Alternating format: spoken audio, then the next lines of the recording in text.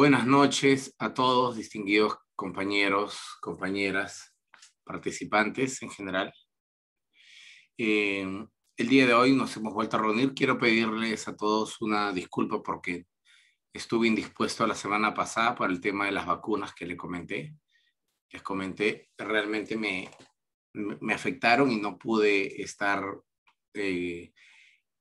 completo ni en buen estado para reunirnos en la clase anterior. El día de hoy, gracias a Dios, estamos aquí todos y hemos tenido ya una lectura que espero la hayan hecho. Quien no la ha hecho, creo que igual podrá acompañarnos escuchando y opinando. Bien, dado que esta no es una clase, se espera de manera ideal que todos hayan leído, pero si alguien no pudo, por cualquier motivo, sin duda alguna, igual creo que va a poder comprometerse y enriquecerse de todas las cosas que se dicen aquí. Así es que la lectura, permítanme hacer una breve presentación. Eva, en 5 minutos exactamente cierras la sala ya para que nadie más entre, por favor. Permítanme hacer una breve presentación de lo que hemos visto durante la semana.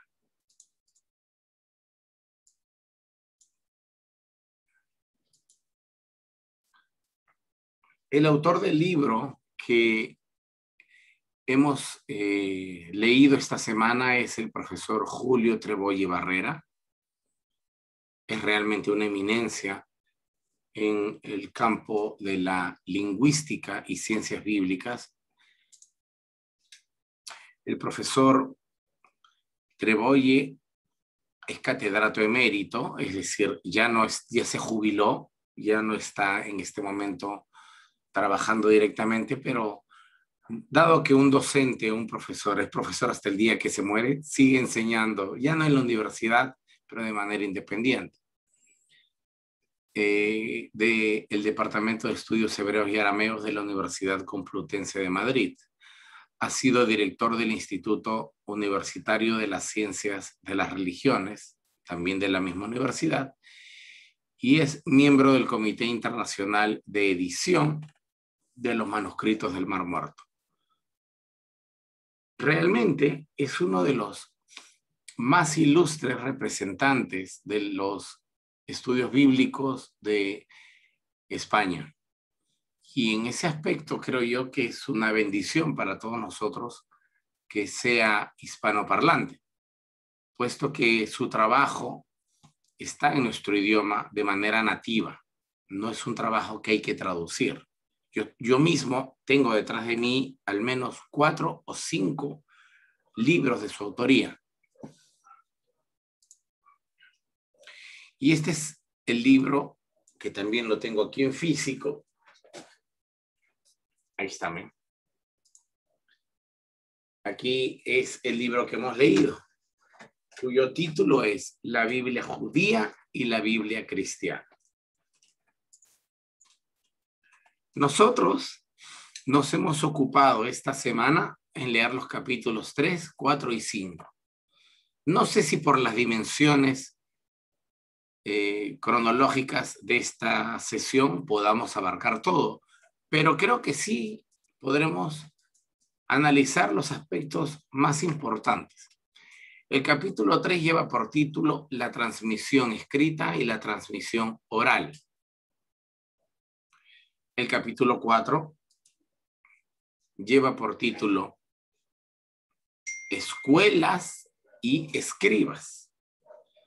Y el capítulo 5 lleva por título la traducción en la antigüedad, es decir, cómo se hace una traducción en la antigüedad y la traducción de la Biblia en la actualidad, que son dos cosas diferentes, pero muy importantes.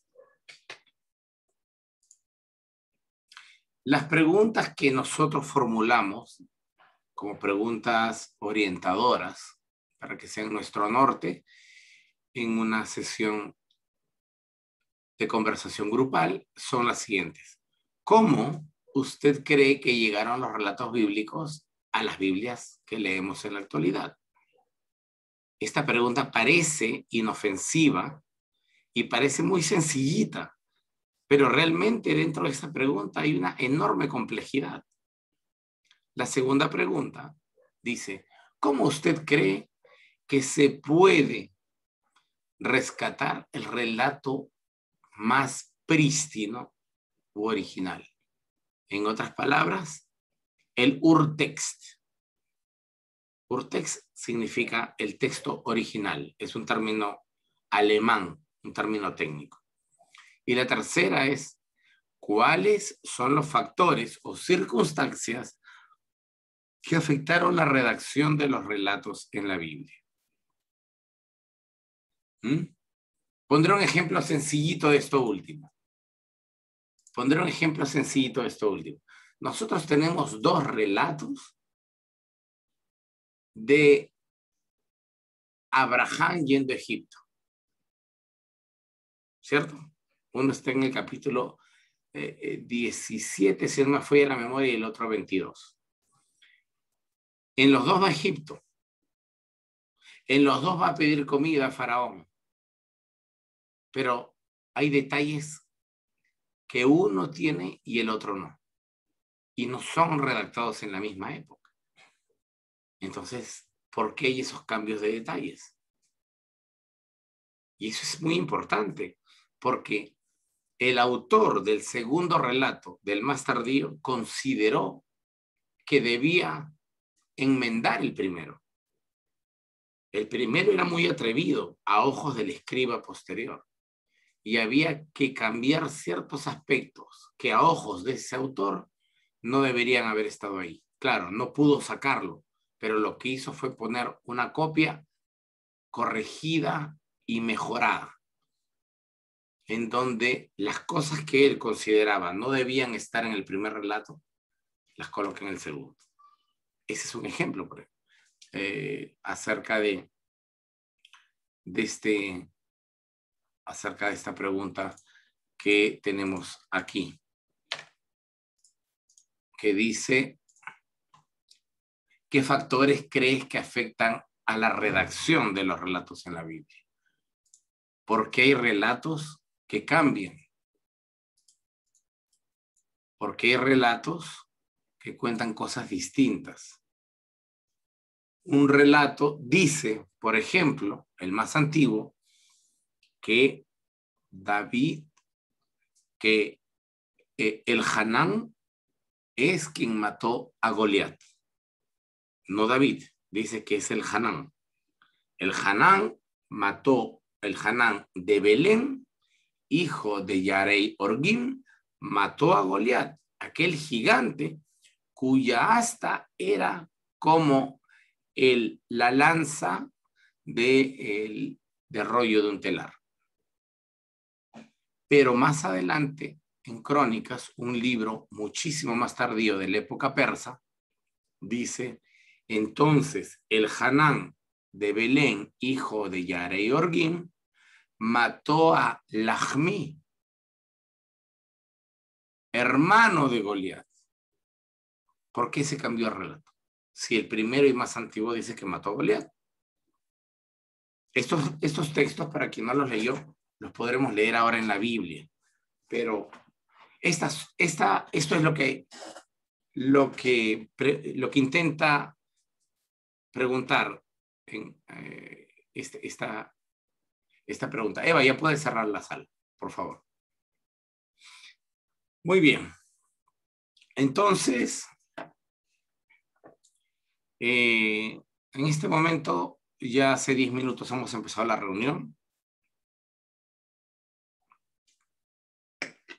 Y yo propongo nuevamente que nos separemos en grupos y que intentemos hablar del tema.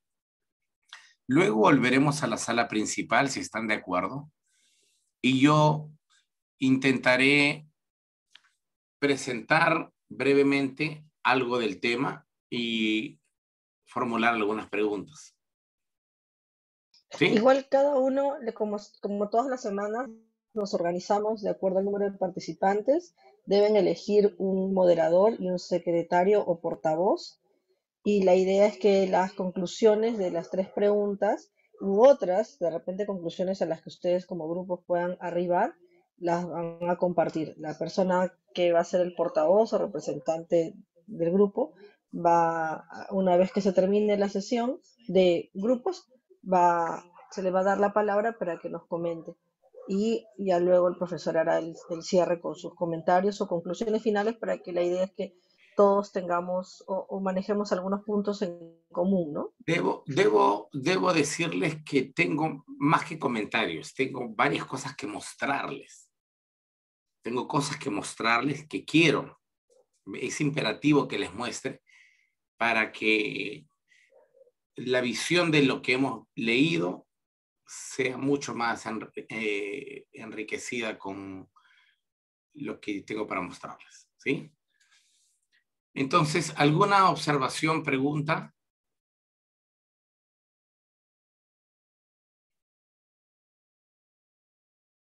Ok. Bien, entonces, nuevamente nos juntamos solo en grupo de 4 personas.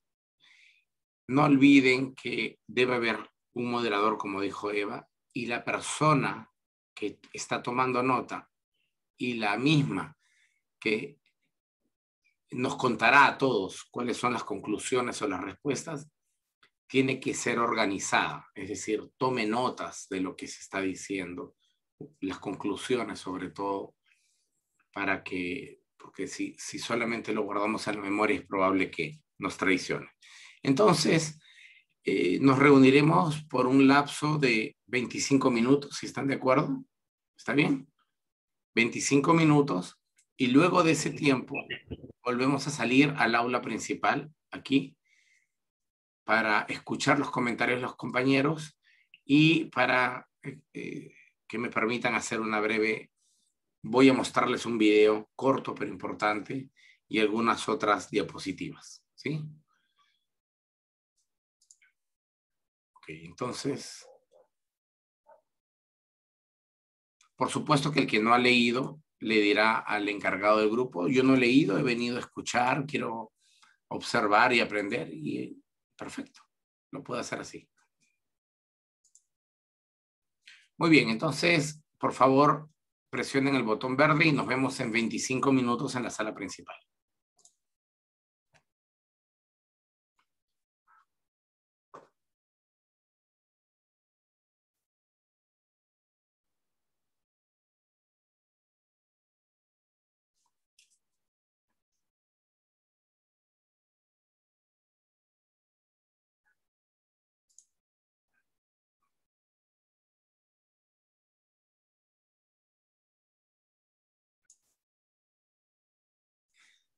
Muy bien, espero que este periodo de conversación haya sido fructífero.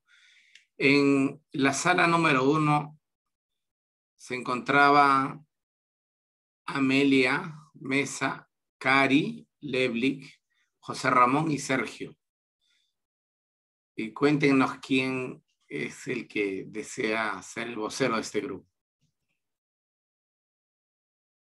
Bueno, me tocó por unanimidad, me tocó ser a mí. Adelante. Bueno, voy a tratar de ser lo más rápido posible. La primera pregunta: ¿cómo usted cree que llegaron los relatos bíblicos a las Biblias que usted lee en la actualidad?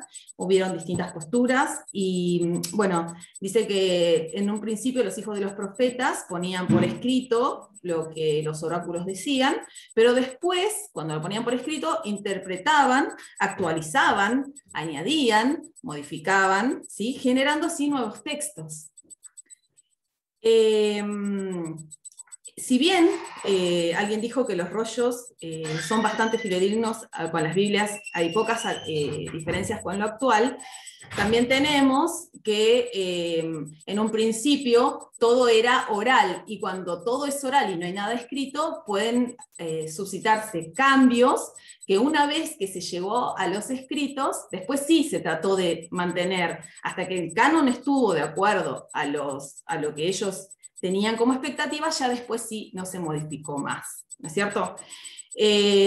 Así que bueno, nosotros creemos que sufrió todos estos cambios y llegó a lo que hoy tenemos, que es posterior al siglo VIII, lo más fidedigno. ¿Ok? Bien, la segunda dice, ¿cómo usted cree que puede rescatar el relato más prístino u original? Se dijo acercándonos al original lo más posible, a las lenguas originales también, hoy en día usando herramientas tecnológicas de última generación, acercándose desde el trasfondo cultural, social, económico, para entender lo que se está leyendo, y por último, buscar las fuentes reales de las culturas de donde provienen las historias bíblicas, o muchas de ellas. O sea, yendo a los textos más antiguos todavía, anteriores al exilio de Babilonia, buscando los textos acadios, ugaríticos, babilónicos, asirios, caldeos, y todos esos pueblos que convivían en ese momento, de los cuales se tomaron muchas de estas historias. Y por último, cuáles son los factores y o circunstancias que afectaron la redacción de los relatos bíblicos, y acá encontramos fases y matices culturales de los que crearon los relatos bíblicos, las traducciones influyeron muchísimo, la situación sociocultural del país al que es traducida cada Biblia, a las subjetividades a las cuales fueron sometidas, y la última, las adaptaciones de acuerdo a las necesidades de la situación por la que estaba pasando el pueblo al momento que el copista estaba transcribiendo el texto. Fin. Estás con el micro apagado. Ya, gracias, Cari, genial. El grupo 2 estaba compuesto por Carlos Sánchez, José Herrera, Julián Madalú, Vicente Sánchez y Rubén Olamendi. Sí, yo soy el que voy a ser portavoz. Bueno, en la primera pregunta, respondimos que los textos eran, en realidad, los originales son modificados y que fueron parte de la tradición oral, donde cada tribu quitaba y añadía lo que creían conveniente. Y bueno, las traducciones han limitado el lenguaje original, y bueno, pues eran base de la tradición. Y también un compañero comentaba que tendríamos que ver como la parte del contexto cultural, donde leía el libro de la historia comenzó en Sumer, para poder entender todo este tipo de relatos que fueron reinterpretaciones de estos textos, ¿no? Donde cada uno fue interpretándolo a la propia cultura, como los mitos de la creación, y también pues daban parte de la identidad al pueblo, para dar una identidad social, política y nacional. Y bueno, estos hallazgos, ahí es donde vemos que se encuentran las evidencias de la arqueología que nos han dado.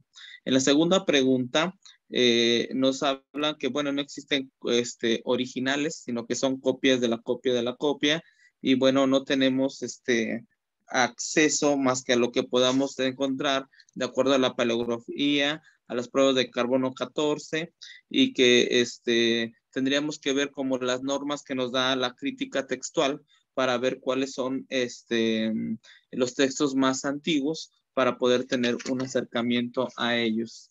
En la tercera pregunta, la respuesta es, en primer lugar, se comentó que se pretende, tendríamos que verlo, los factores que influyeron a partir del contexto, de acuerdo a lo que se pretende escribir y cómo se iba a decir, ¿no? Por eso la parte de si fue en un papiro, si fue en qué tipo de material, a qué cultura, y que ahora pues se ve afectado con las traducciones, ¿no? Porque ya trae una tradición el traductor, y bueno, el contexto que se realiza una traducción, bueno, a un grupo religioso en particular, ¿no?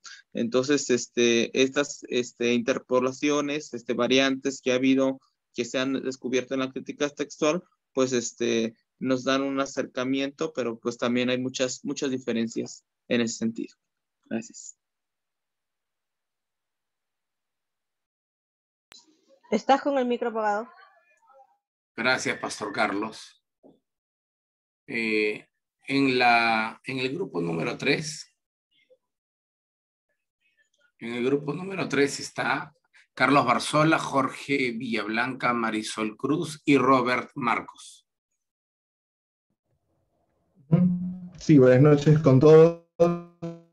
Yo voy a encargarme de compartir las ideas que hemos obtenido en el grupo. Con respecto a la primera pregunta, acerca de cómo llegaron los relatos bíblicos, ¿no?, a los textos que tenemos en la actualidad, partimos, así como el resto de compañeros, ¿no?, de la idea, pues, de la larga tradición oral que había detrás, ¿no?, y las diversas tradiciones en general, ¿no?, de los pueblos que se fueron formando y que luego posteriormente se trasladaron al papel. Además, a lo largo de, una vez que ya estaba en papel, hubo una variación, ¿no?, respecto a la elección de los materiales, a las posteriores copias que se fueron haciendo y todos los peligros para la transmisión que eso podía tener. Además, se comentó que el paso de un idioma a otro también, pues, presenta diversas dificultades en ese camino, en las traducciones que se desarrollaron.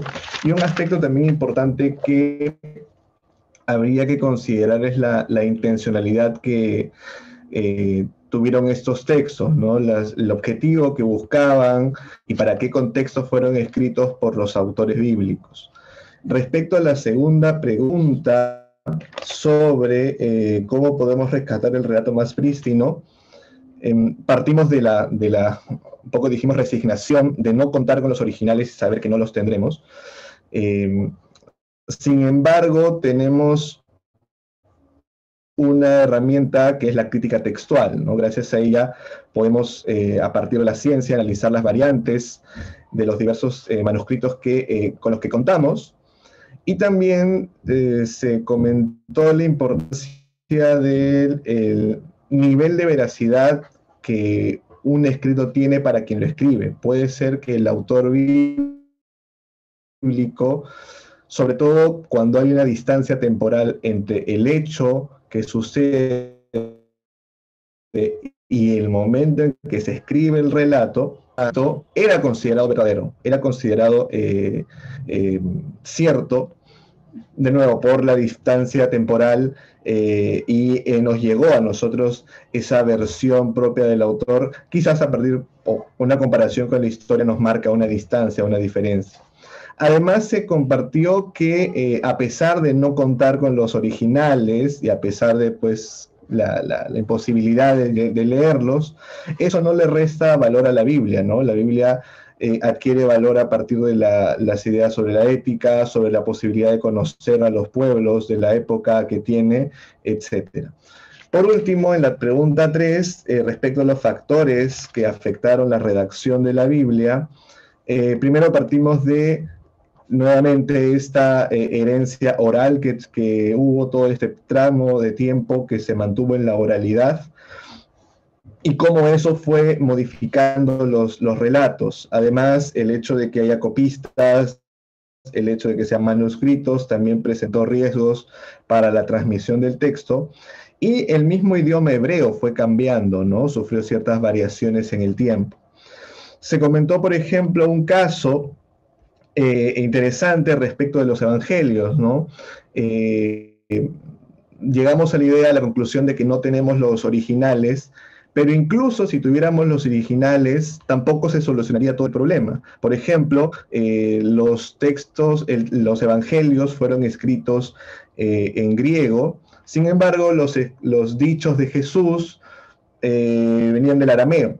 Entonces, desde la misma redacción del original, ya había una complicación en los idiomas y en el entendimiento de las ideas en cada uno de ellos respectivamente.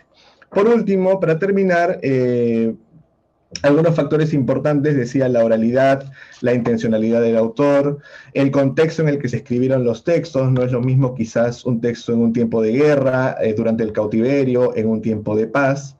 Y además la accesibilidad a los materiales, ¿no? En la actualidad es muy sencillo imprimir un texto, pero también, pues, en la época, por la dificultad de acceder a los papiros, a las tintas, a una impresión en piedra, etcétera, eso también de alguna manera impactaba en la escritura de los textos. Eso les puedo compartir de nuestro grupo. Estás con el micro apagado. Genial, gracias Carlos Barzola. Finalmente está el grupo 4 que está compuesto por Evelyn Lázaro, Henry Joen, Pablo Pino Lozano y Pedro Navarro. ¿Quién es el que nos va a contar acerca de sus reflexiones? Buenas noches con todos. En esta oportunidad me tocó escribir y también dar los pensamientos a conocer sobre nuestros compañeros que estuvimos hablando, y muchos de ellos llegamos en el mismo punto de acuerdo, ¿no? Y tuve que resumir la respuesta en el número 1. Bueno, se incorporaron de otras culturas para poder tener claro esto, que el proceso de la traducción se hacían de copistas y que la Biblia tuvo que pasar varias etapas, de las cuales están mezcladas con la civilización persa, ¿no? Con civilizaciones antiguas, mucho más antiguas. Entonces, para la respuesta, la número 2, hemos conversado ahí hablando, entonces muchos de ellos también llegaron al mismo punto, que es muy importante el estudio de la lengua antigua. Es importante saber cómo pensaron en la antigüedad y cómo vivían ellos. Ellos mencionaron también bastante que no hay que enfocar mucho lo que es la lengua hebrea, porque mucha gente puede saber hebreo, pero no entiende de dónde surge esa escritura. O sea, no tiene conocimiento, no ha estudiado, no tiene una fuente de dónde procede ese texto literario. Entonces hay que conocer el contexto para entender la postura literaria, entender los textos, conocer los manuscritos antiguos. Uno de ellos mencionó, nuestro compañero, sobre la crítica textual. La crítica textual es lo único que nos lleva o nos acerca más a los textos originales, ¿no? Luego, la respuesta número 3, llegamos a concluir que nuestro modo de ver la Biblia no es lo que realmente lo es ahora, lo que es hoy, sino que estos relatos se magnificaron, ¿no?, por los escribas. Ellos lo cambiaron y a su modo añadieron muchas cosas, hubo mucha interpolación. Entonces, esto es lo que llegamos, y muchos de nosotros que estamos en el grupo tuvimos y de igual, ¿no? Hemos concordado igual. Gracias.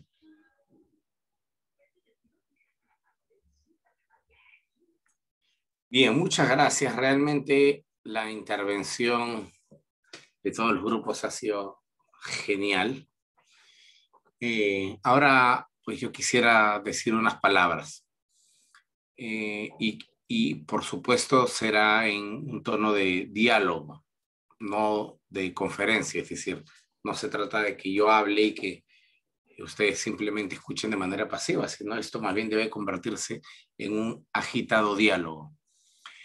Primero, una de las cosas que el autor que estamos leyendo, que es el profesor Julio Trebolli, insiste, no solo él, diferentes autores, es que la comprensión del texto de la Biblia es extremadamente compleja. Es una labor monumental, titánica. La cuestión no es sencilla. Y no es sencilla porque la Biblia no es producto de la autoría de un solo autor. Miren, si hay 100, somos conservadores. Es decir, si podríamos contar 100 autores, aún así nos estamos quedando cortos. ¿Y esto qué significa? Que hay 100 mundos internos dentro.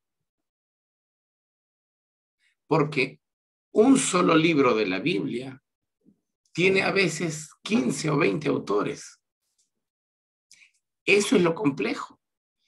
Que así como yo no pienso igual que Jorge Villablanca, que Evelyn, que Cari, que José Ramón o Amelia, y si todos escribimos una historia más o menos organizada, cada uno va a tener un punto de vista distinto, porque su apreciación de Dios es diferente a la mía, y así cada uno.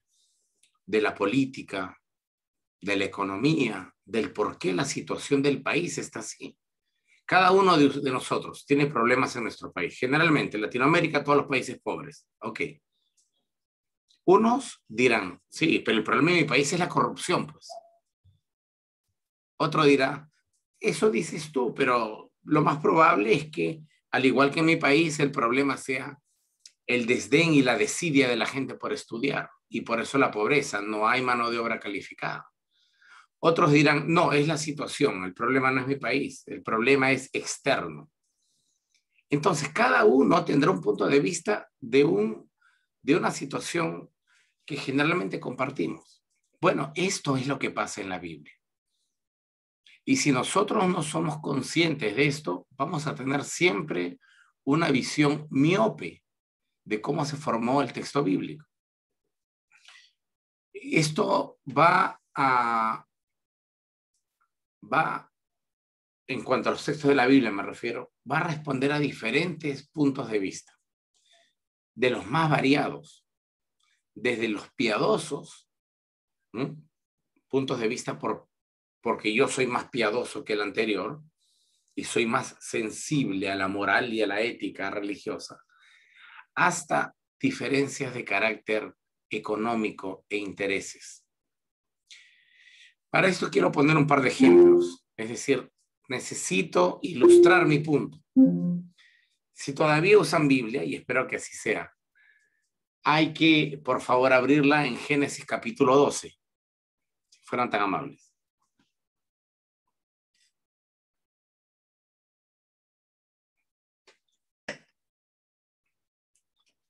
En Génesis capítulo 12, wow, qué boté. En Génesis capítulo 12, a partir del versículo 10, nosotros tenemos una historia o un relato. Es Abraham va a Egipto.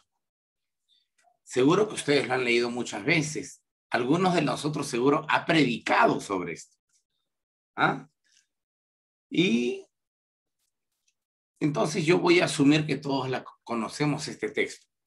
Abraham ve que hay hambruna en Canaán, le dice a su mujer, vámonos a Egipto, que allá siempre hay comida. Versículo 14, 12-14 de Génesis. Cuando entró Abraham a Egipto, los egipcios vieron que la mujer era hermosa. También la vieron los jefes del faraón, quienes la alabaron delante de él y fue llevada a la casa del faraón. Este trató bien por causa de ella Abraham,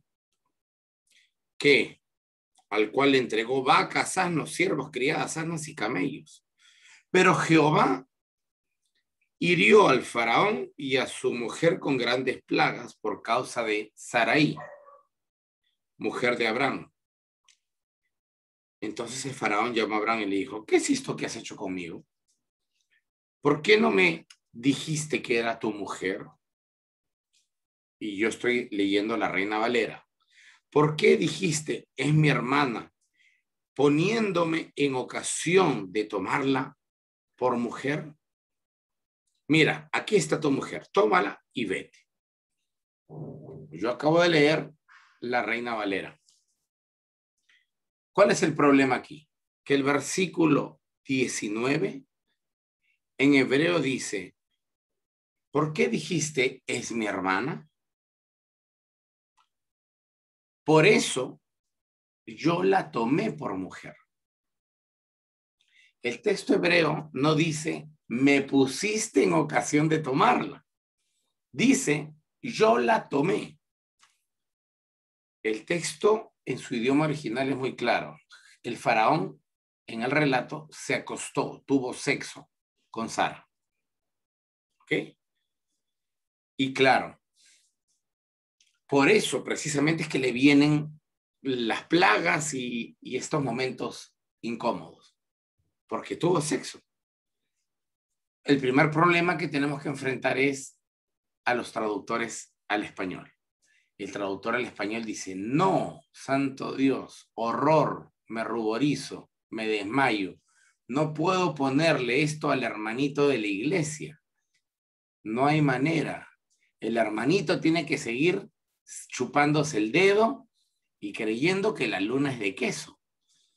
Mejor hagamos algo, como nosotros pensamos que los hermanitos de la iglesia son una bola de idiotas, cambiémosle el texto. Y lo hicieron, lo cambiaron. Porque el texto no dice eso, mis queridos hermanos. De hecho, me alegraría mucho saber que alguno de ustedes tiene alguna traducción que tradujo bien este versículo. Rubén Olamendi, de México. Adelante, Rubén. Dinos qué traducción vas a leer, por favor, y léela. Lee esa parte. Desde la Jerusalén. Adelante. Y dice, ¿por qué dijiste mi hermana? De manera que yo la tomé por mujer. Ahora pues, tu mujer, toma. Muchas gracias, Rubén. Ahí tienen el ejemplo de una traducción entre muchas que cambiaron esta traducción pseudo piadosa. ¿Por qué digo pseudo piadosa? Porque, ¿qué es más piadoso? A ver, que yo te mienta y te esconda las cosas, o que yo obedezca y sea honesto con la Biblia y te diga lo que dice la Biblia. ¿Qué es más piadoso? Esa pregunta yo la dejo para que ustedes la respondan internamente. Pero el primer problema al cual nosotros nos enfrentamos, y está vinculado al tema porque tiene que ver con la traducción bíblica, que es la tercera pregunta y el quinto capítulo, es con la traducción. Nosotros debemos enfrentar el doloroso hecho factual de que nuestras traducciones no son desinteresadas.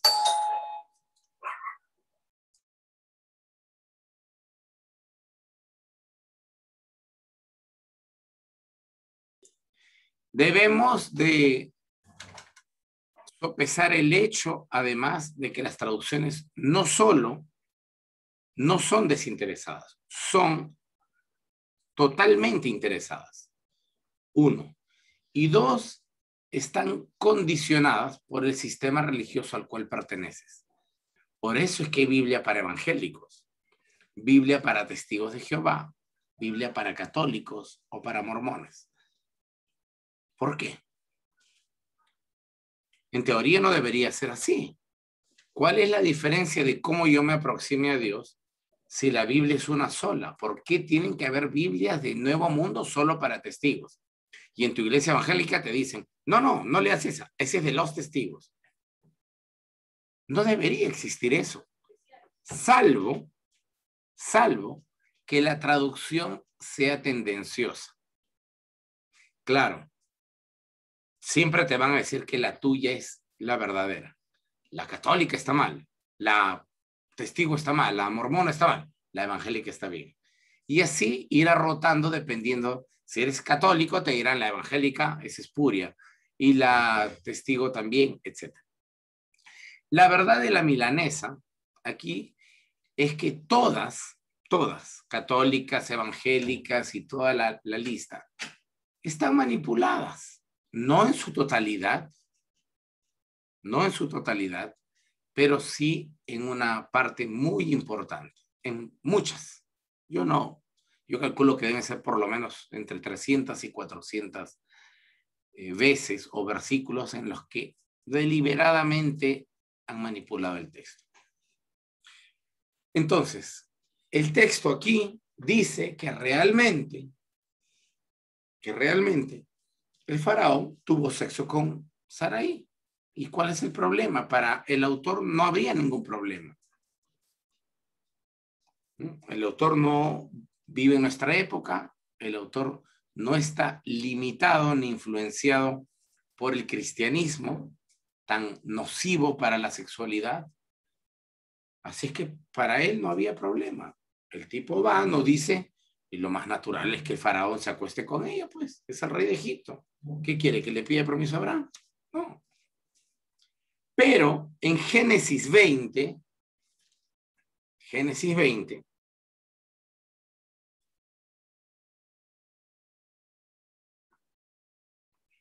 nosotros tenemos la opinión de alguien que quiere enmendarle la plana a aquel que escribió Génesis 12.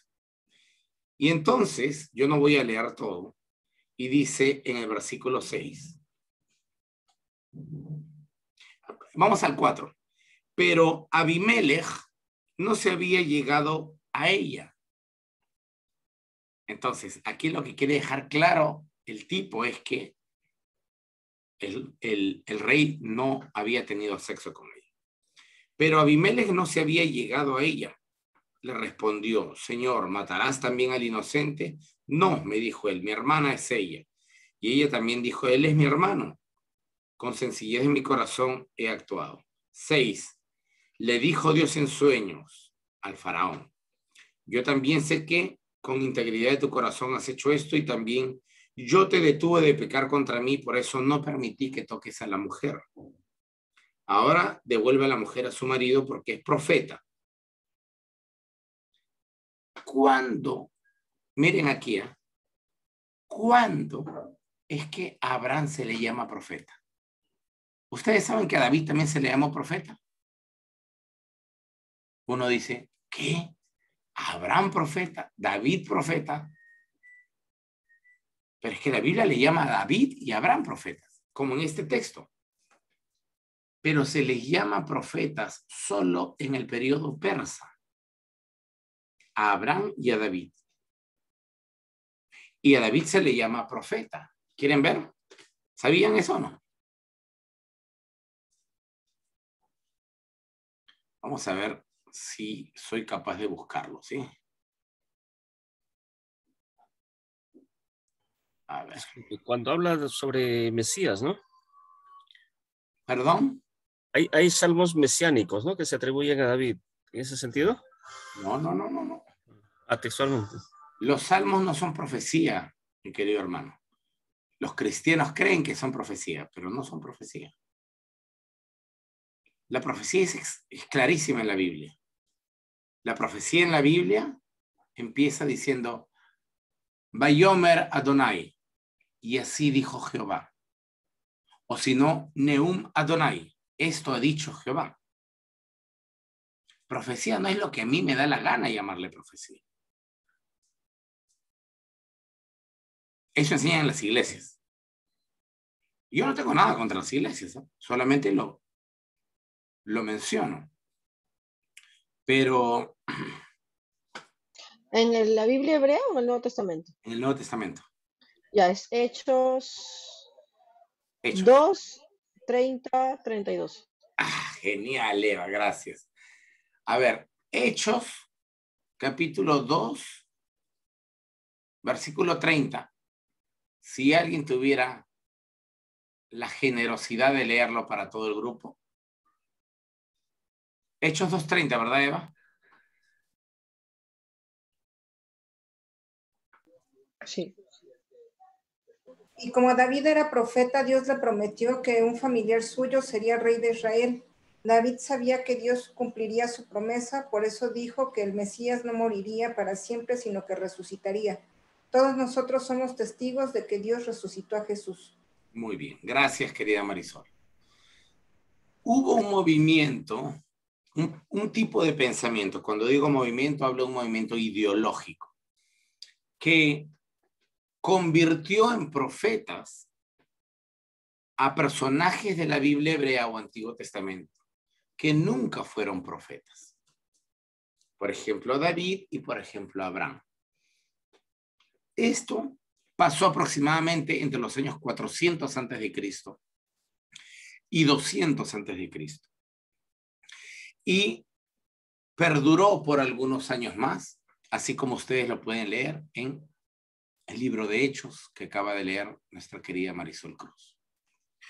En fin, aquí en este texto de Génesis capítulo 20, nosotros podemos analizar que en este segundo relato, en donde Abraham va a pedir comida, y el fin es el mismo.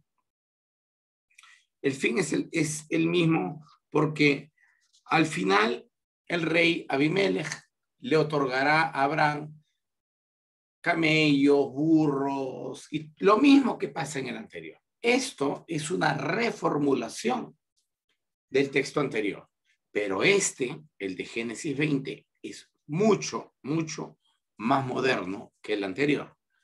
E intenta reformular, intenta mejorar lo que a ojos de este escriba estaba mal.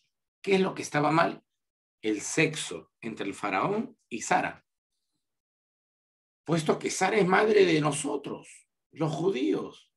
¿Cómo va a ser que el faraón haya tenido sexo con la mujer? No hay manera. Hay que volver a hacer la historia. Y en esta historia ya no habrá sexo entre ellos. Entonces, esto pertenece a un tipo de análisis llamado crítica literaria, en donde uno va analizando los relatos como si fueran estratos arqueológicos. Cuando uno hace una excavación arqueológica, uno puede visualizar en las paredes del gran agujero que se ha hecho estratos, como las capas de un pastel, uno sobre otro. Y por supuesto, las capas que están más arriba son las más modernas y las que están más abajo, las más antiguas. En la Biblia pasa algo más o menos así. Algunos relatos son mucho más modernos que otros y se pueden descifrar primero por el uso del idioma hebreo, que no es igual. Así como en español. Si tú lees el español del año 1500, por ejemplo, el de Casiodoro de Reina o el del 1600 de Cervantes, no se parece al actual, ¿cierto? Y si lees el del año 1200 del Cantar del Mío Cid, es aún diferente al del 1600. El que sabe español podrá distinguir, discriminar entre los tres tipos. Acá hay una evolución. Sabrá cuál es moderno, sabrá cuál es de 1600 y sabrá cuál es de 1200. El que sabe español puede hacer eso. El problema es que nosotros tenemos en la Biblia en español un solo español, el del 2020. Todo, desde Génesis hasta Apocalipsis. Pero la Biblia hebrea no tiene un mismo hebreo, no es homogénea. La Biblia hebrea tiene diferentes tipos de hebreo en diferentes estados evolutivos. Entonces, el que conoce hebreo puede saber distinguir qué hebreo es antiguo, qué hebreo es un poco más moderno y qué hebreo es de la época helénica persa. ¿Se entendió? ¿O alguna pregunta, observación o desacuerdo? Porque pueden perfectamente presentar su desacuerdo a lo que yo menciono.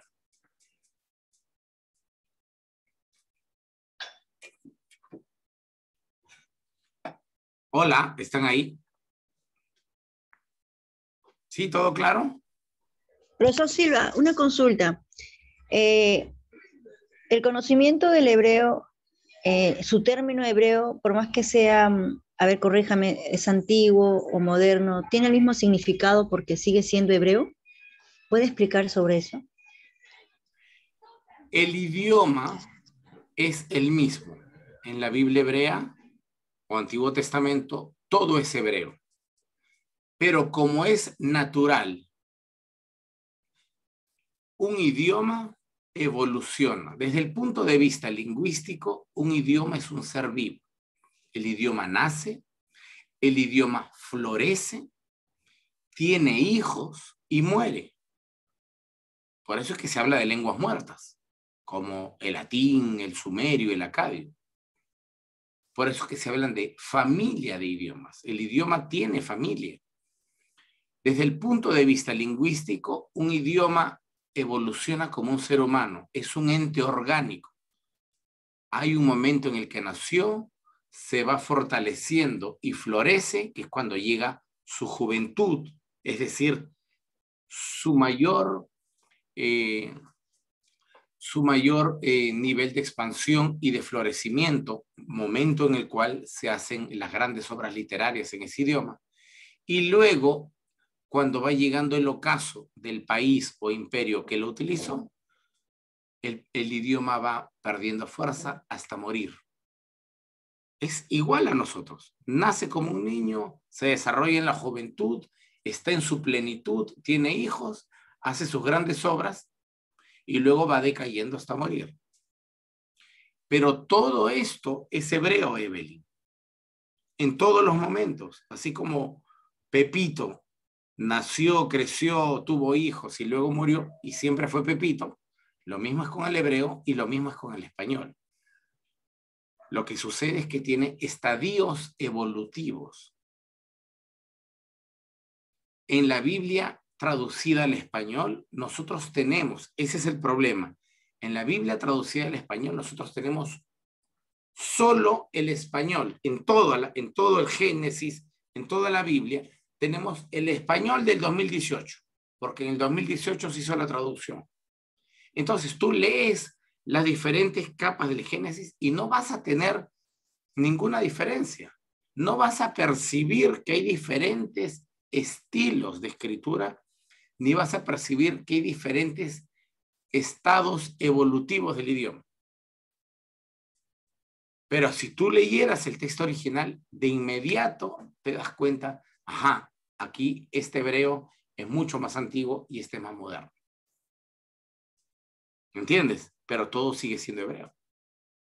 Sí, pero creo que la pregunta un poco va a que si, por ejemplo, no sé, en español la palabra jamás en el año 1200 o 1300 era sinónimo de siempre. Por eso nosotros decimos, te amaré por siempre jamás. Pero hoy en día la palabra jamás prácticamente es un antónimo de la palabra siempre. Ahora, ¿a qué se debe este cambio? Y en hebreo también existe eso. O sea, en hebreo una palabra, de acuerdo al contexto cultural, a la carga cultural, a los movimientos sociales, puede tener una carga mucho más positiva o negativa. Por ejemplo, puedo dar ejemplos en español, pero incluso es por lo que en inglés se llama el usage, ¿no? O sea, y eso siempre lo dices en clase, me encanta, ¿no? O sea, acá en Perú tú puedes decir, voy a tomarme una cerveza al polo.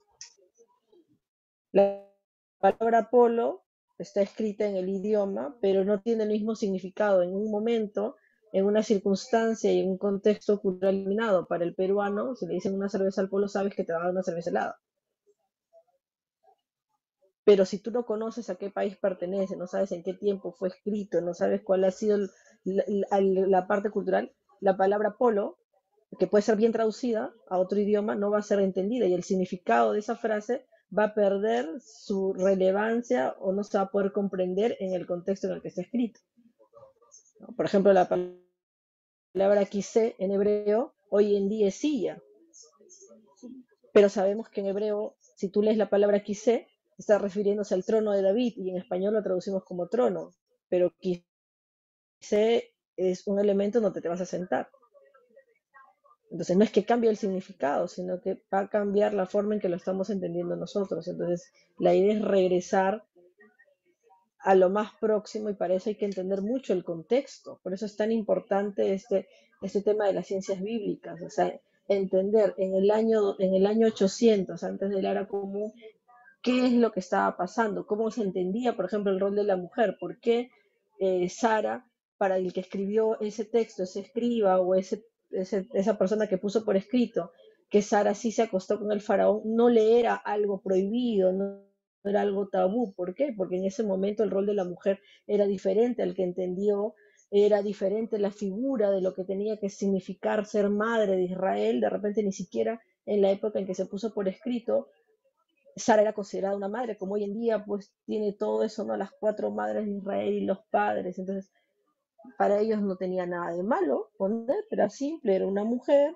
llegaba a una corte de un rey y el rey tenía toda la potestad porque al rey le pertenecían todas las personas que están bajo su territorio, que es un tema que incluso estamos revisando ahora, ¿no? O sea, por encargo de la deidad, el rey era el dueño de todo lo que estaba bajo ese territorio. ¿Quiénes están bajo ese territorio? No solamente las tierras, sino también las personas. Y como rey, él podía tomar porque eran casi como de su propiedad. Obviamente, 300, 400, 500 años después, esa historia era pues terrible, no se podía entender, entonces obviamente teníamos que cambiar esa interpretación, pero la palabra seguía siendo la misma. No sé si me fui del tema, disculpe. Gracias, Eva. ¿Alguna otra observación? César, yo también lo pienso un poco así como el español a veces, cuando nosotros decimos provecho, ¿cómo dirías eso en inglés? Va, yo que vivo acá, yo no le podría decir a un americano provecho porque no me va a entender. ¿Sabes? Podría decir good food, pero no me va a entender lo que le estoy diciendo. Entonces, pienso que por ahí va la cosa también en los idiomas de la antigüedad, ¿va? Entonces, ese es un ejemplo que quería dar. Ahora, la otra es sobre los relatos de la Biblia. Yo lo veo un poquito como los midrash, que rellenan a veces las partes que en la Biblia no están o agregan cosas. Algo así veo yo que la Biblia también fue puesta como agregando cosas o poniendo cosas que los actores asimilaron o quisieron, como dijera, a dejar en bien pues lo que estaban escribiendo. Claro, gracias, Henry. Bien, yo quisiera mostrar un par de láminas, si me permiten.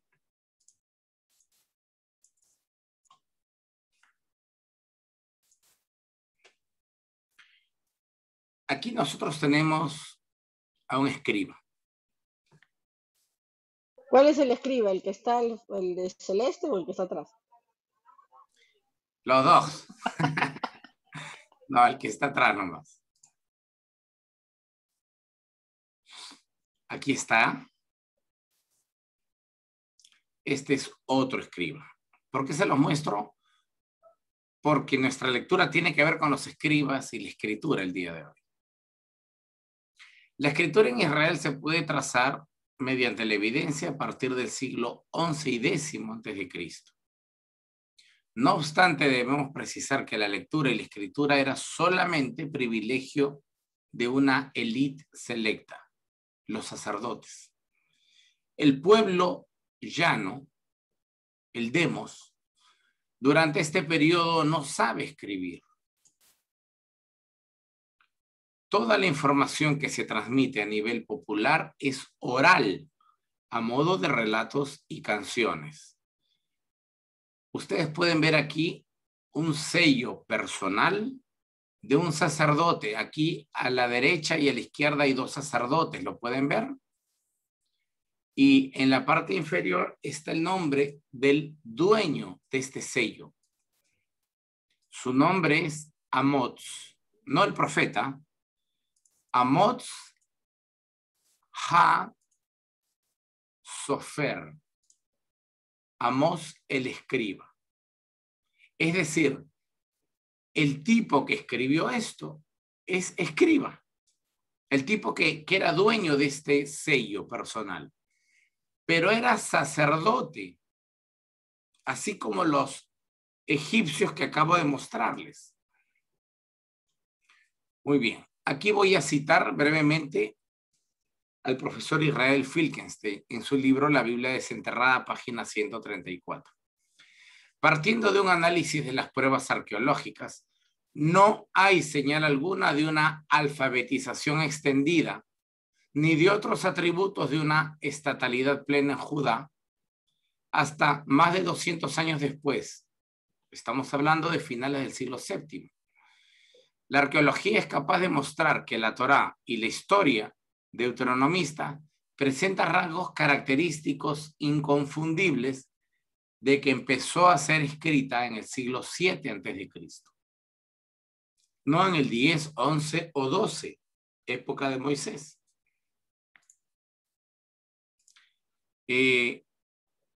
Voy a mostrar este video que es revelador. No lo veremos todo, solamente los 2 primeros minutos.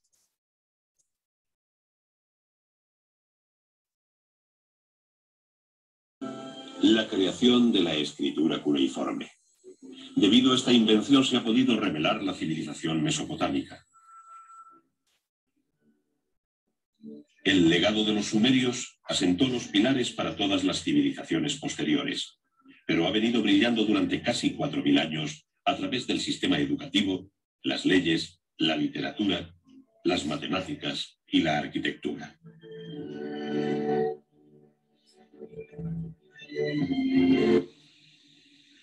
Uno de los pasos más decisivos de la evolución de la civilización fue el desarrollo de la escritura. Los sacerdotes de Sumeria, como custodios de las vastas propiedades, debían administrar las tierras del templo, por lo que necesitaban llevar un registro de cuentas. ¿Se dieron cuenta de quién dijo? Debían administrar las tierras de la escritura. Los sacerdotes de Sumeria, como custodios de las vastas propiedades, debían administrar las tierras del templo, por lo que necesitaban llevar un registro de cuentas, y este hecho condujo a la invención de la escritura. La inscripción más antigua, que se remonta a antes del año 3000 a.C., se hizo en tablillas de arcilla. Los funcionarios del templo tomarían un trozo de arcilla, como en esta demostración, lo aplanarían y con un junquillo dibujarían sobre la arcilla.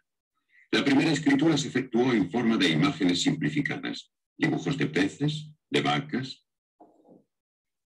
o de flechas, que se conocen como pictografías.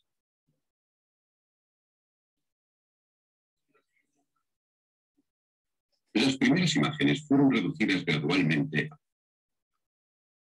Bien. Lo que he querido mostrarles aquí en este documental, que no es de mi autoría, por supuesto, sino de un canal, me parece que es del canal 2 de España. Puedo estarme equivocando porque no recuerdo bien, pero lo que ustedes vieron es así. Desde hace más de 5000 años, los únicos que escribían eran los sacerdotes. Pero los sacerdotes no solo escribían. Los sacerdotes, además de escribir, contaban la historia. Por supuesto, la historia que les convenía. No la historia tal como es, o no la historia desde el punto de vista del pobre, o del oprimido, o del trabajador, o del que tenía que pagar la ofrenda. Si no contaban la historia desde el punto de vista de ellos, del sacerdote. Entonces es aquí donde les pediré nuevamente que abran sus Biblias en el libro de Jeremías. Y vamos a leer las palabras de Jesús. Ustedes dirán, ahora sí, el profesor voló, quemó. La copa de vino que está tomando le subió a la cabeza. Pues sí y no. Sí me subió la cabeza, pero no estoy delirando. Don't worry. Jeremías capítulo 7, versículo 11.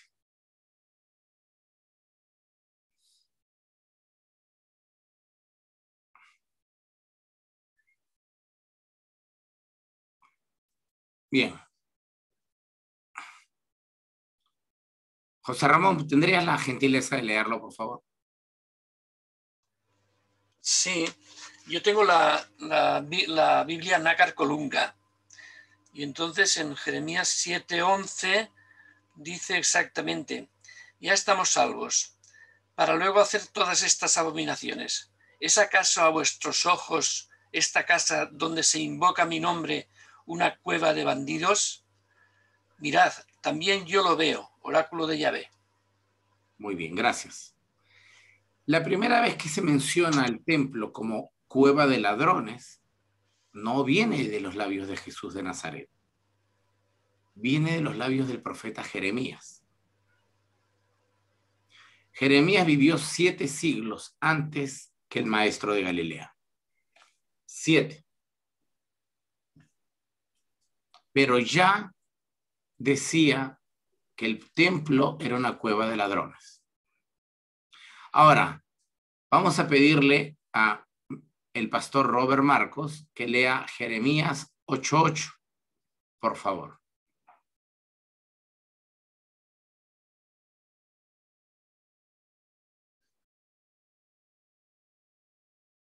En la Biblia de Jerusalén.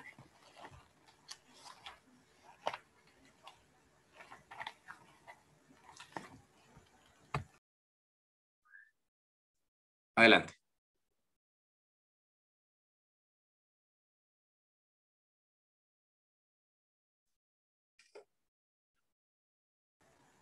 Y leo Jeremías 8:8.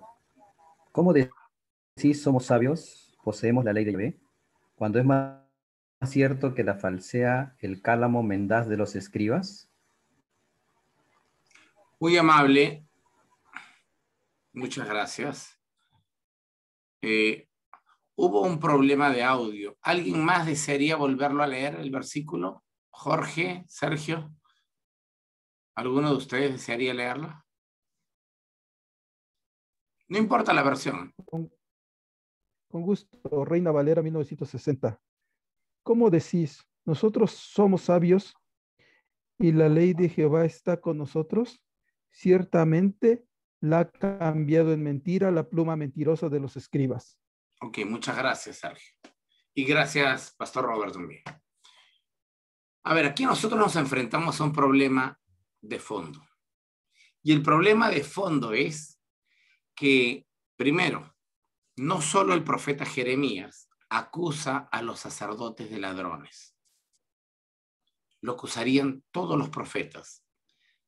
Desde antes de Jeremías, empezando con Amós, siglo VIII antes de Cristo, hasta el mismísimo Jesús de Nazaret, que dijo lo mismo. Han convertido la casa o el templo en cueva de ladrones. Por tanto, tienes casi 9 siglos en donde los profetas dijeron que el templo era un antro, una cueva de ladrones. ¿Qué es lo que hace una cueva de ladrones? Roban y se meten adentro a contar el botín, a ver cómo se dividen las ganancias. ¿Cierto? Bueno, no es mi punto de vista. ¿Te puede doler en tu corazoncito? Sí, Señor, es posible que te duele en tu corazoncito. Pero no es mi punto de vista, es el punto de vista de todos los profetas. Desde Amós, el primer profeta que puso por escrito una profecía en el siglo VIII antes de Cristo, hasta Jesús de Nazaret en el siglo I. Son 700, 800 años en que todos los profetas, todos sin excepción, dicen que los sacerdotes son una bola de delincuentes. Ahora, ¿a quién le crees? ¿A Jesús? ¿O no le crees a Jesús?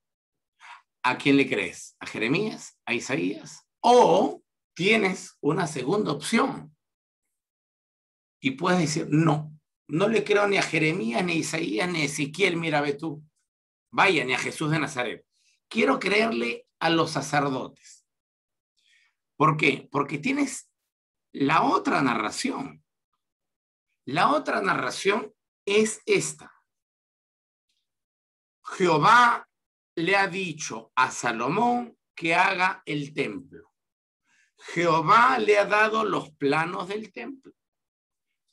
Cuando se termine el templo, Jehová ha bajado con su gloria al templo. Aleluya. Amén. Por tanto, Jehová habita en este templo. Oh, lo lamento, pueblo. Ustedes no pueden entrar a ver a Jehová. Yo sí, soy sacerdote. Yo tengo acceso al templo. Tú no. Tú eres del pueblo. Afuerita nomás. Ten la amabilidad. Colaboren ustedes en la puertita nomás. Yo, sacerdote, si tengo acceso al templo, vaya, mira qué tal mi suerte. Y como tú no puedes hablar con Jehová, pero yo sí, entonces yo entraré a hablar con Jehová y le diré qué es lo que él te pide a ti. Agricultor, campesino, pastor de ovejas. Entonces, luego de entrar, luego de que yo proceda a entrar al templo, saldré con la lista de solicitudes de Jehová. Pueblo, aquí está la lista de lo que quiere Jehová. ¿Y cómo sé yo que lo ha hecho Jehová? Pues no puedes, tienes que confiar en mí, porque tú no puedes ver a Jehová. Si tú no eres sacerdote, la santidad de Jehová te va a matar. Además, yo solo puedo entrar al templo. ¿Entienden cómo es el negocio? ¿O no entienden cómo es el negocio? Es redondo, no hay pierde. El negocio es redondo. Entonces, tienes dos opciones en la lectura, porque tú tienes en la Biblia el relato de los dos bandos, el de los sacerdotes que juran 7 veces o 70 veces 7 que Jehová vive dentro del lugar santísimo y el templo y solo ellos escuchan su voz, o le puedes creer a los profetas y al mismo Jesús diciendo, allá adentro vive puro delincuente. ¿Qué tal? Eso de, hermanos, la Biblia, como tiene un solo autor, y este autor es Dios, la Biblia no se contradice desde Génesis a Apocalipsis. ¿Escucharon eso en las prédicas? Basura. Eso no es cierto. Eso es producto de una exégesis deficiente, paupérrima. La Biblia sí se contradice, porque no le escribió un solo tipo, y no le escribió Dios. Pero le escribió Dios. Bueno, esa es otra cosa. Pero le escribió gente muy humana. Gente que tiene para sí mismos ambiciones e intereses. Si no lees Isaías capítulo 1 y 2, para que te des cuenta todo lo que dice Isaías acerca de los sacerdotes que le están robando y quitando sus casas a las viudas, a los huérfanos y a los pobres.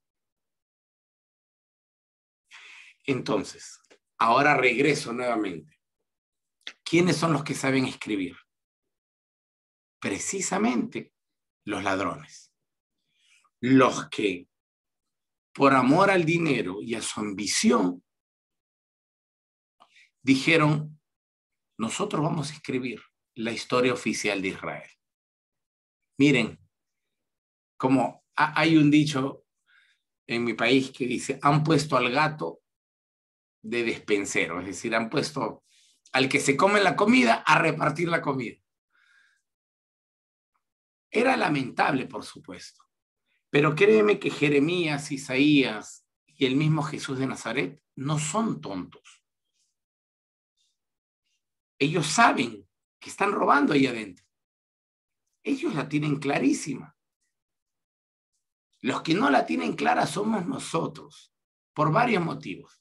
Primero, porque la religiosidad en muchos de nuestros casos nos ha idiotizado y no nos ha permitido leer la Biblia en clave antropológica. Es decir, me olvidé o simplemente ignoré o me llevaron a que yo ignore que hay un conflicto de poderes, tensiones sociales, políticas y económicas detrás del texto. Me dijeron que el texto era santo y sagrado, que Dios lo había escrito casi él mismo con su pluma. ¿Cómo dudar de esto? Confía. Todo lo que dice la Biblia, pero entiende, si todo lo que esté escrito no tuviera que cuestionarse, entonces Jeremías y Jesús están mal, pues. Porque ellos precisamente están diciendo que los que finalmente le dieron todo el retoque literario a la Biblia son los sacerdotes. Y estos sacerdotes, por si lo olvidaste, son los que conspiraron para matar a Jesús. Según el relato evangélico, fueron 2 sacerdotes, Anás y Caifás, precisamente, los que compraron testigos falsos y finalmente promovieron la muerte, la horrorosa muerte de Jesús o el horroroso asesinato de Jesús. Así es que hay que pensar 2 veces antes de tomar los textos como esto es palabra de Dios. Porque los sacerdotes no están limpios. De hecho, Zacarías le dice al sumo sacerdote Yeshua, tu cuerpo y tu ropa delante de Dios está manchado de caca, de excremento. Tú estás asqueroso delante de Dios. Claro, Dios puede limpiarte y puede perdonarte, pero tienes que cambiar tu actitud. Eso es lo que dice en Zacarías.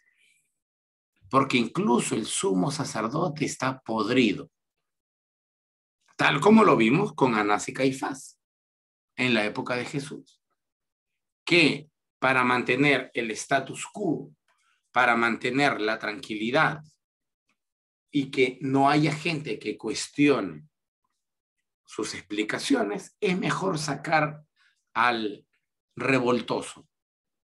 Y si tiene que morir, pues que muera, como fue el caso de Jesús. Por tanto, distinguidos compañeros, es súper importante que no pasemos por alto que hay tensiones que subyacen en el texto, tensiones de carácter religioso, porque la religión es poder, tensiones de carácter político, y lo más importante de todo, las tensiones económicas. Porque detrás de todos aquellos textos hay una conveniencia económica. Yo podría hablar 3 días, 72 horas, sin parar de este tema. Y les aseguro que no agotaría el tema. Tenemos la manito de Cari Leblik arriba. Adelante, Cari. No, yo lo que pensaba mientras lo escuchaba hablar César es esta cosa de que esa tradición se mantuvo por mucho tiempo, porque si nos remontamos al medioevo y todo, desde que se crea la iglesia, los padres de la iglesia crearon, ellos eran los únicos que hablaban, que interpretaban la Biblia, que hablaban en latín, y la gente ignorante que no la podía leer, que no la podía interpretar, hacían exactamente lo que ellos decían. O sea, mantener a la gente en la oscuridad y manejarlo desde la religión les da poder. Y hasta el día de hoy sabemos que el tema de que, ¿cómo no fuimos tan tontos no de ir a buscar qué significa algo tan tonto como el alfolí? Que lo habló cuando explicó, era un silo. ¿Vos querés que yo lleve las ofrendas al alfolí? ¿Te voy a llevar arroz, polenta, fideo? ¿Por qué es eso entonces lo que hay que llevar? Nunca plata. Tan tontos. Hay un adormecimiento espiritual.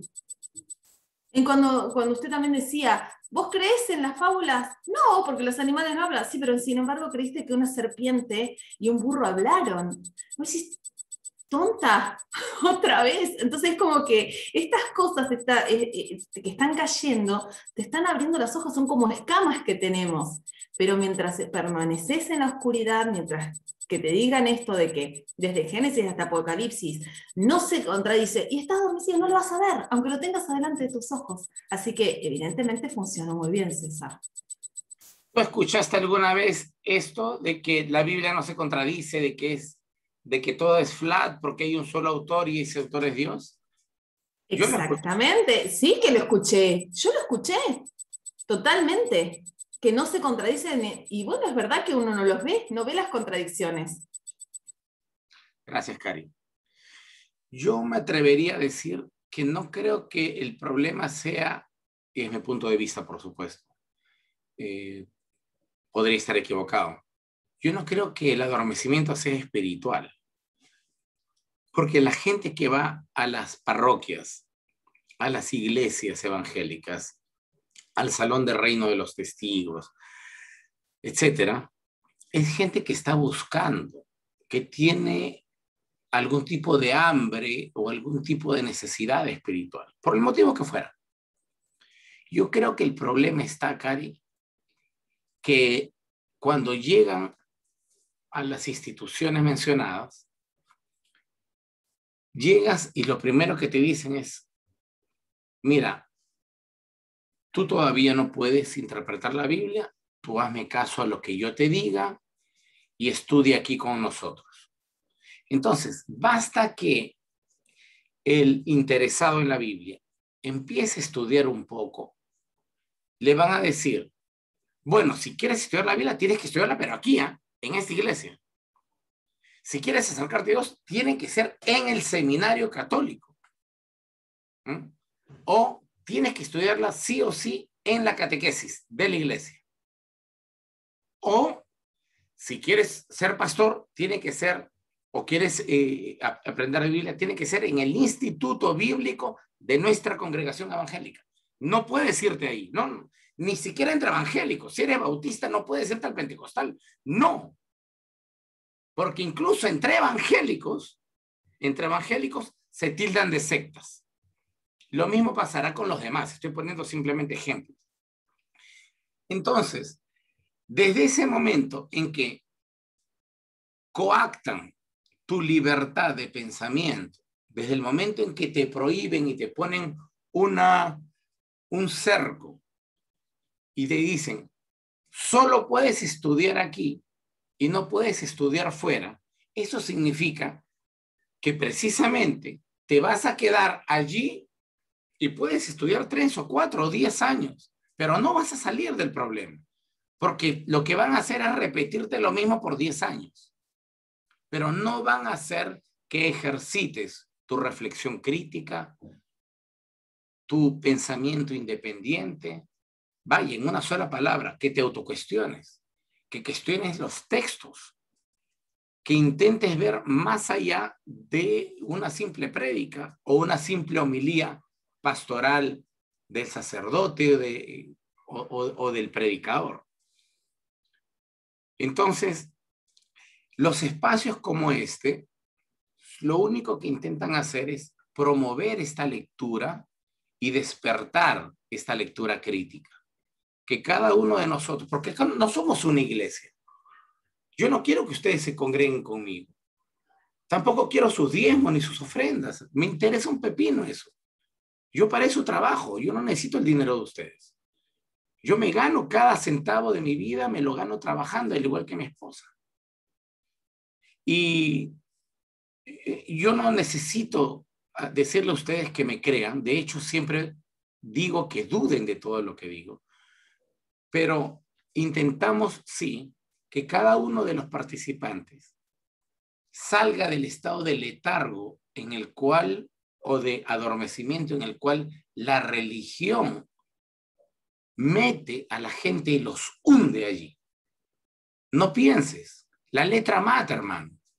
Esa constante de la letra mata, no estudies, confía, estudiar mucho adormece el espíritu, y una serie incalculable de estupideces que le dicen al creyente. Yo soy creyente, por el que me esté, de repente alguien me está escuchando y dice, no, seguramente tú lo dices porque tú ya no crees en Dios.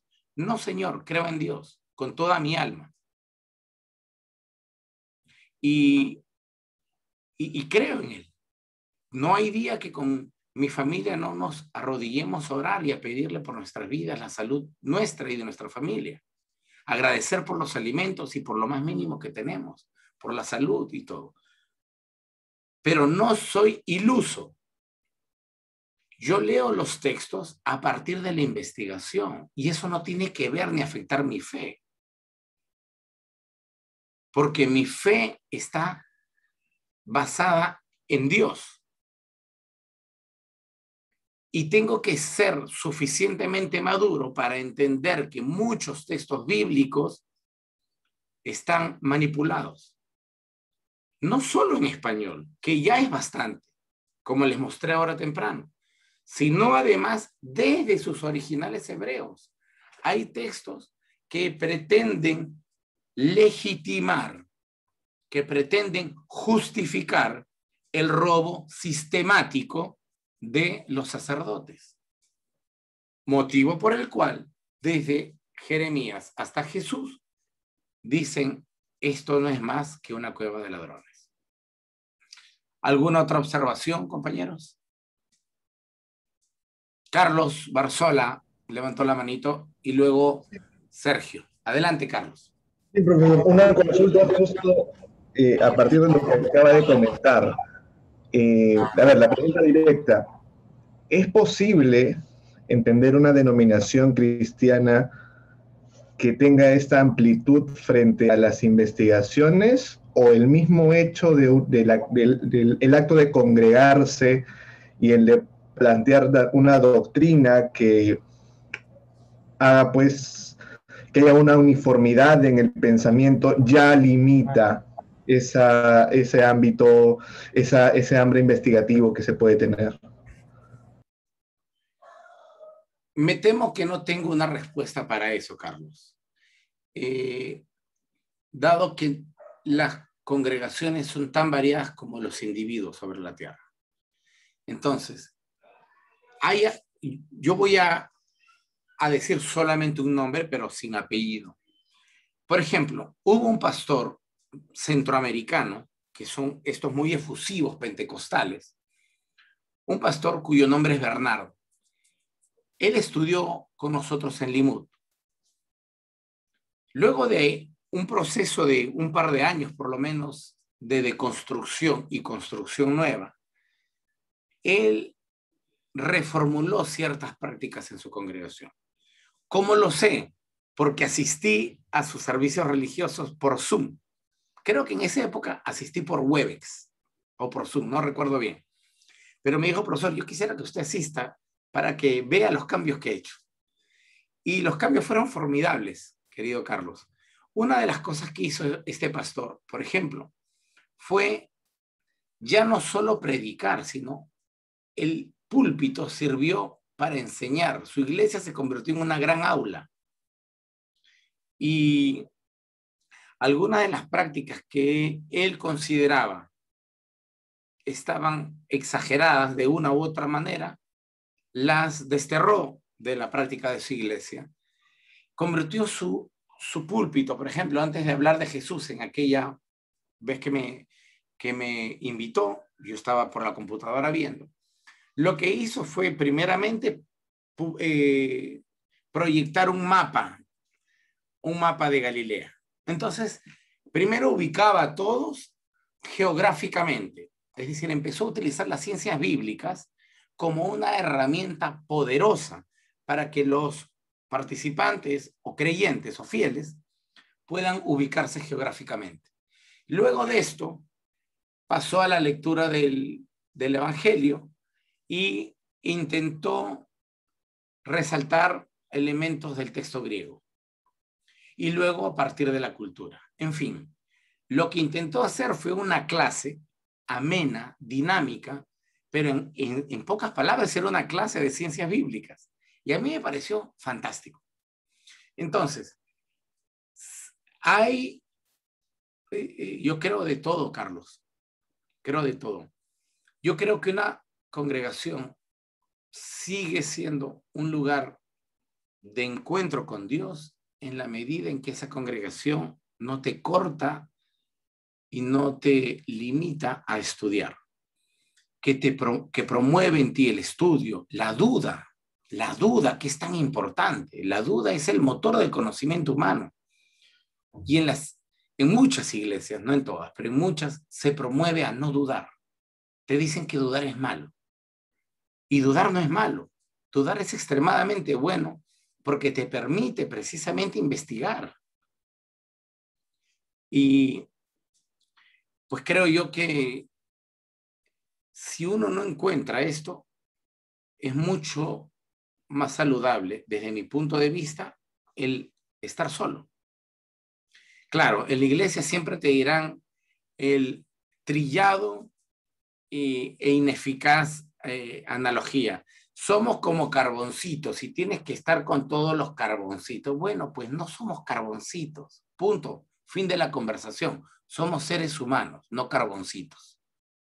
¿Sí? Y estar solo es un ejercicio hermosísimo para la plenitud de tu individualidad, para el autoconocimiento, para la autorreflexión, para la madurez. No necesitas estar con otros si es que esos otros van a extinguir el fuego de tu pasión por el estudio. Si esos otros van a aplastar tu individualidad, no necesitas esos carboncitos. Necesitas gente que ayude. Si tu llama está, por supuesto, encendida para el estudio, necesitas gente que estudie como tú. Como espacios como estos, en donde puedes decir lo que sea sin que nadie te tilde de hereje o de indisciplinado o de, bueno, de todas estas cosas que se dicen. Sergio Magallanes, adelante. Gracias, profesor. Bueno, yo solamente quiero comentar un punto, retomando lo que comentó usted del conflicto sacerdocio-profetas. Bueno, a este par habría que agregarle también la que corresponde a la monarquía, porque desde el libro de Samuel ya se habla de que había conflictos entre Samuel y en este caso Saúl. Y en general, los profetas fueron fuente constante de conflictos con con estos dos grupos, el sacerdocio y la monarquía. Y hay una cosa que dicen los judíos respecto a que la presencia de Dios en el templo se fue de ahí, la Shejinah se fue de ahí después del cautiverio. Bueno, a partir del cautiverio se fue la gloria y ya no regresó. Y yo en la parte de protestante, yo lo que he escuchado es lo siguiente, que también la profecía desapareció. Profesor, ¿puede interpretarse esto como que fue un golpe directo a los profetas para que ya no se siguieran metiendo donde no los llamaban?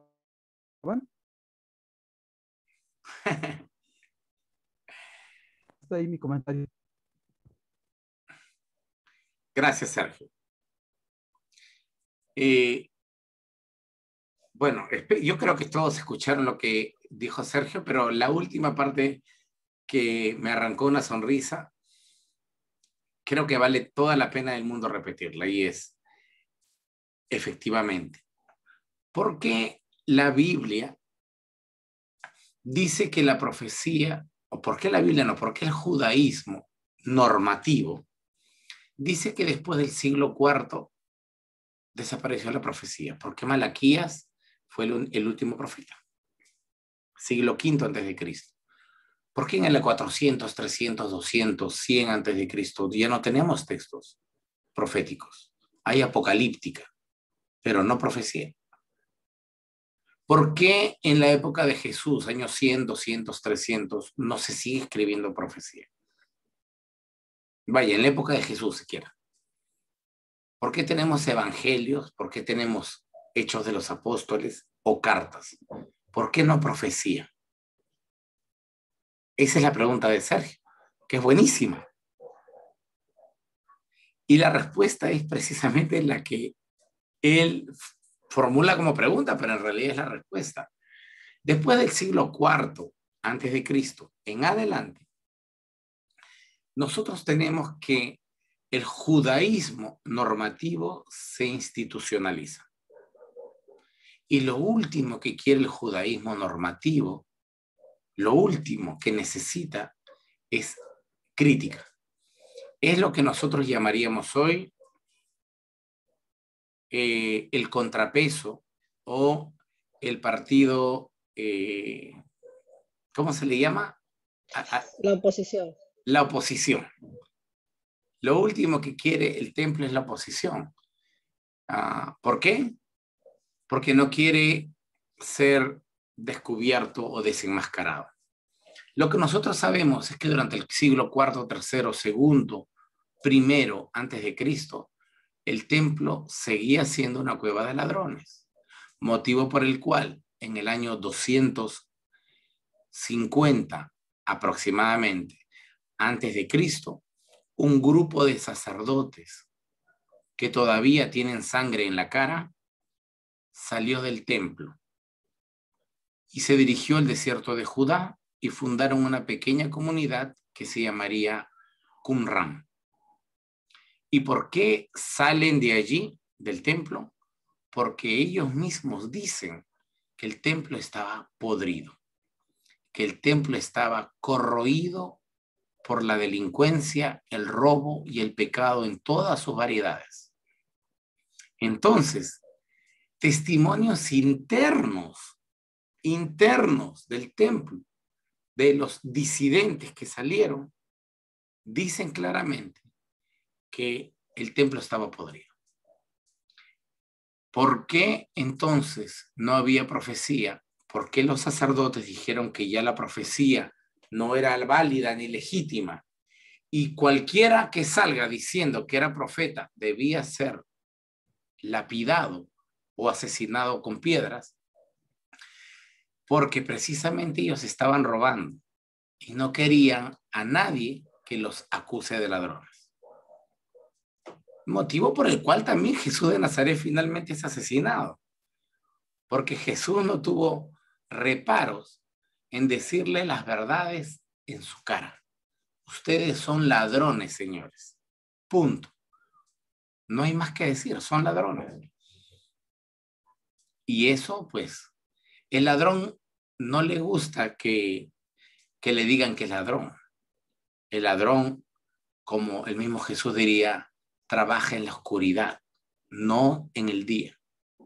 Así es que ese es el motivo, Sergio, tal cual tú lo dijiste. El profeta es aquel que cuestiona y que acusa. Eres un ladrón, le estás robando al pueblo en nombre de Dios. Y Dios no te ha pedido a ti nada. Por eso es que él dice, la pluma mentirosa de ustedes, del escriba, y el escriba es sacerdote, es la que ha transformado todo. Ustedes dicen que son sabios.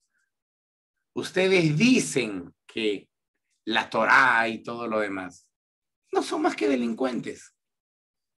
No son más que eso. No son más que ladrones. ¿Por qué? Porque en el 7, él está diciéndoles, en el 7 está diciéndoles ladrones. En el 8 está diciendo que todo lo que han escrito los sacerdotes es mentira. Es decir, esto va de la mano. Y hay que, nosotros ahora, 2000 años después, tenemos que ser inteligentes, no solo para leer la Biblia, sino también para poder discernir, diferenciar, discriminar qué es lo que nos dicen delante de un púlpito, quien sea que se pare allí, sin importar religión o sin importar denominación.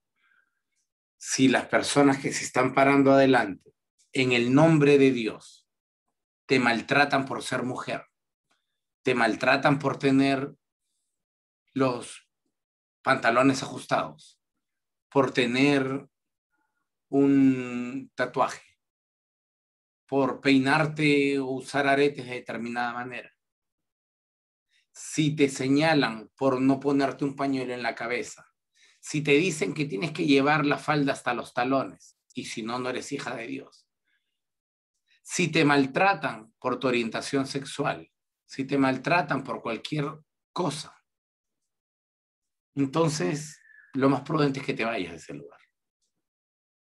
Porque ahí lo que se predica con toda probabilidad es religión. Lo que se predica son las formas y no el fondo. No es que yo sea pro algo. Yo no soy ni pro gay, ni pro lo que fuera. No soy ni pro ni anti. Pero creo que en el corazón del mensaje de Jesús, sobre todo está el amor y no el juicio. Si una de las cosas más importantes que pueden estar en desacuerdo conmigo, perfecto, pero una de las cosas más importantes que yo aprendí leyendo los evangelios es no juzgues. Yo no lo hago, no lo hagas tú. Es una de las cosas que yo aprendí como más importantes dentro del mensaje de Jesús. Muy bien. Nuestro compañero Pedro Navarro comenta lo que sucede, profesor, y yo me incluyo en lo que habla, que los que van a una iglesia son personas que memorizan muchos pasajes de la Biblia y enredan a las personas en una burbuja de cuentos de hadas. Así manipulan y envían a familias a su casa para ir atrayendo a su congregación. No entendí muy bien lo último. Ok, bueno, eso quería decir. ¿Alguien más desea hacer algún comentario?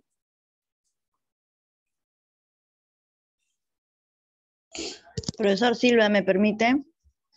Evelyn, adelante.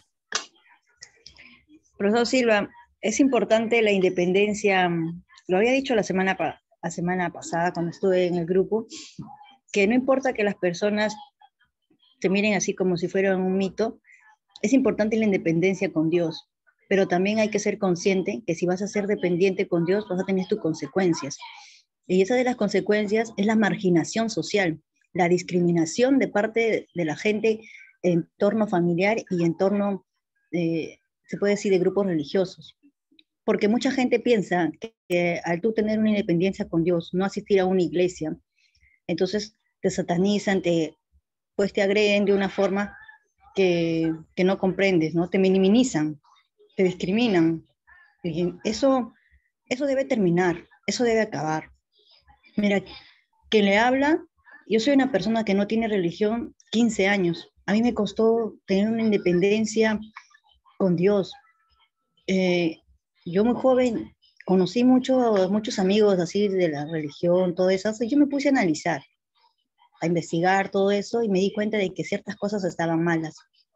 Claro, yo opté por mi propia independencia, pero en el transcurso del tiempo también la familia te critica. Ah, entonces si tú no vas a la iglesia, entonces tú eres así, tú eres así. Entonces la familia también necesita modelarse. Hay que cambiar nuevas ideas, nuevas perspectivas, y esto también se trabaja bastante con muchos anuncios. Sería bueno, yo no digo que sea una congregación, pero una comunidad. Las comunidades ayudan bastante. La comunidad, independencia con Dios, sin religión, puede llevar algo bueno también. Siempre es bueno los anuncios en las calles, los papelotes, aparte también, ahorita como usted lo hace, la difusión virtual, que es buenísimo.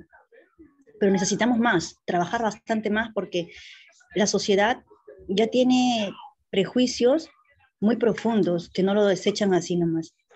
Y las personas que estamos acá integrando, tal vez ahora podemos escuchar al profesor Silva, pero yo también noto que las personas que están acá integrando tienen su comunidad, ¿no? Su religión, y se respetan. Pero también tenemos que ser conscientes que si queremos hacer las cosas bien, las podemos hacer independientemente. O sea, personalmente sí se puede trabajar. Y creo que solo es cuestión de voluntad propia y poder ayudar a otras personas, tal vez con un poquito de ayuda emocional. Le dice, ¿sabes qué? Ser independiente no es malo. Ser independiente con Dios no es pecado. Ser independiente con Dios no te va a llevar al infierno. Y eso es lo que tenemos que aprender nosotros, ¿no?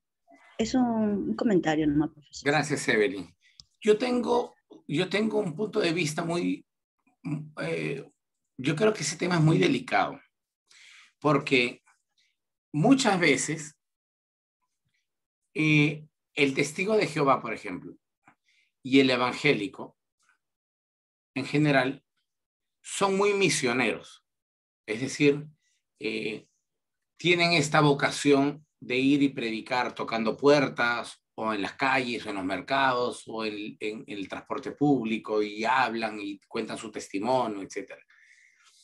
Entonces, promueven la religión y la fe. ¿Ok? Cuando el cristiano evangélico, el testigo de Jehová o el mormón, que suele y que ya tienen el chip, tengo que predicar, tengo que hablar, ingresa al campo de las ciencias bíblicas y aprende esto, dice, muy bien, ahora lo que voy a hacer es predicar ciencias bíblicas. Y eso generalmente es inadecuado. Les explicaré por qué. Desde mi experiencia. Cada uno puede haber tenido, no sé cuánto tiempo tengan esto, pero puede tener otra experiencia. Pero yo les contaré cuál es mi experiencia. Cuando tú le cuentas o le explicas a alguien que no está preparado le explicas lo que a ti te tardó meses o a veces años comprender, y tú crees que le estás haciendo un bien, generalmente estás provocando algo absolutamente contrario. Si tú saliste de la cáscara de huevo, eclosionaste y ahora eres un bello pollito o un bello cisne, bien por ti. Pero si tú rompes el huevo de alguien antes de que éste esté maduro, no va a salir un cisne, va a salir una yema y lo vas a matar. Cada huevo tiene un tiempo de incubación y solo eclosionará y saldrá un bello cisne en el momento adecuado. No puedes acelerar ese proceso porque puede ser, y generalmente es dañino. La persona que aprende, el Génesis 1 era mito, no es verdad, tengo que contárselo a toda mi iglesia ahora mismo. Están en un error. No. Es lo peor que puedes hacer. Lo peor. Porque esto es como que saques antes de tiempo a la mariposa del capullo. La matas. No está lista. O que rompas el huevo antes de que esté listo. No puedes hacer eso. Lo que puedes hacer si quieres ayudar a alguien es entender tú la Biblia de manera diferente. Y cuando exista un espacio en el que cada uno comparta, tú puedes compartir tu punto de vista para ti. No porque quieras evangelizar de ciencias bíblicas o de la educación que tienes ahora o de tu formación a los demás. Espera que alguien te diga, ¿y tú por qué entiendes esto? Y que con honestidad se acerque a ti diciéndote, enséñame. Como pasó con el etíope y Felipe. ¿Cómo podré entender si alguien no me explica? Si tú vas, cual testigo de Jehová, a tocar la puerta, mira, te quiero enseñar lo que he aprendido, lo que vas a generar es el efecto contrario. Te va a decir, calla loco o loca, yo no te he pedido que vengas. Ahora, ¿qué tienes en la cabeza? Y vas a obtener finalmente un resultado opuesto al que esperabas. Espera que la gente se acerque a ti y te pregunte, ¿tú por qué entiendes así el texto? Esa persona realmente tiene ganas de aprender y esa persona está abierta a dialogar. Pero si tú lo haces porque tú quieres que el otro sepa lo que tú sabes, el resultado no va a ser positivo. Créeme. Lo sé por muchísimas personas, muchas, que me cuentan esto en privado, en Limut. En fin, pero cada uno puede labrar su propia experiencia. Yo quisiera, antes de terminar, si ustedes me permitan, invocar la voz de alguien a quien yo admiro y respeto mucho y que siempre tiene una voz y algo muy sabio que contarnos. Esta es la voz de mi querido amigo José Ramón Soriano, de España, quien ya de por sí está haciendo un esfuerzo enorme en estar aquí porque allá es de madrugada. Pero además de esto, su formación, su edad, su abordaje siempre sensato y sabio de los temas, son una palabra muy refrescante. Así que quisiera, por favor, José Ramón, que nos cuentes algo. Bueno, sí, en España son las 4:20 de la madrugada y a las 6 me voy a levantar para ir en bicicleta, que es muy sano también. Bueno, yo simplemente me gusta refrendar muchas veces lo que habla el profesor Silva y quizá lo resumiría un poco lo dicho en lo siguiente. Yo he sido de persona lanzada para toda mi vida estudiando y transmitir lo que he aprendido, intentar transmitirlo. Y efectivamente no siempre es el paso adecuado. Probablemente muchas veces hay que callar, hay que esperar el momento oportuno.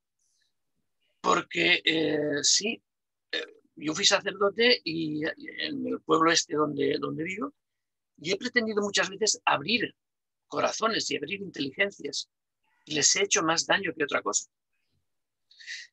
Entonces, no sé, resumir de alguna manera, y no voy a ser más extensivo, sería eso, buscar el momento adecuado, el ambiente adecuado y el momento en que una persona esté receptiva para que eso que uno pretende hacer bien realmente cale y coja sazón y sea fructífero.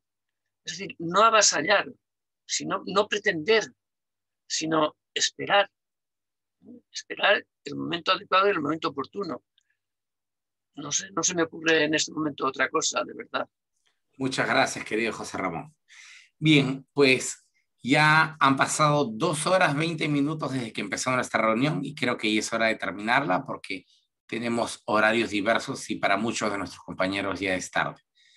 Ojalá que este espacio sirva como espacio para reformular, para que tu inquietud acerca de la comprensión de la Biblia y, ¿por qué no?, del mismo Dios, sea desafiada sea desafiada y puedas repensar tu comprensión de la Biblia y también tu fe. Que Dios les bendiga y gracias a todos por esta maravillosa reunión. Gracias. Adiós. Gracias.